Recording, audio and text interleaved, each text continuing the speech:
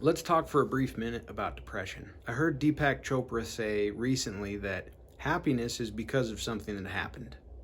And joy is simply because. It doesn't need a reason. It transcends circumstance. It's kind of similar with depression. Sadness happens because of circumstances, things that are going on in your life. But depression just seems to follow you around no matter what and transcend circumstances and the things that are going on. Quite a few years ago, Dr. Aaron Beck highlighted this about depression. It's a negative pattern of thinking regarding three major things. It's a negative pattern of thinking about yourself, the world around you, and the future.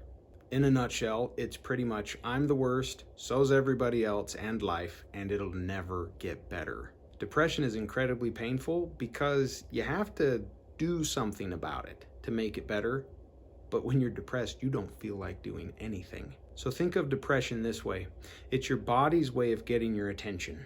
And it's a clear message from your body telling you it's had enough. But what's it had enough of? It's tired of doing the same things day in and day out, thinking poorly about self, about the world and the future, and it's exhausted. It doesn't see any other way out, and so it essentially forces you to stop. It puts the brakes on. It will make you stop. This year, I heard it put this way.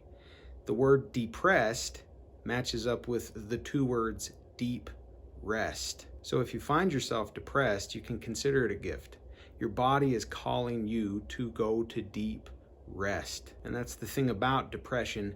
Your body will get its deep rest one way or the other. Here are some symptoms about depression. If you find that you're dealing with these more often than not over at least a 2-week period of time, you might have major depressive disorder. The first of which is simply sad or depressed mood, feeling guilty, irritable mood, less interest or pleasure in usual activities, also known as anhedonia, withdrawing from or avoiding people, finding it harder than usual to do things, seeing yourself as worthless, difficulty concentrating, difficulty making decisions, suicidal thoughts, recurrent thoughts of death, spending time thinking about a suicide plan, low self-esteem, seeing the future as hopeless, self-critical thoughts, tiredness and loss of energy, significant weight loss or decrease in appetite, not because you're on a diet, finding it harder than usual to fall asleep or to stay asleep, and decreased sexual desire. So if these seem relatable to you, my office and therapy practice are a place for you to begin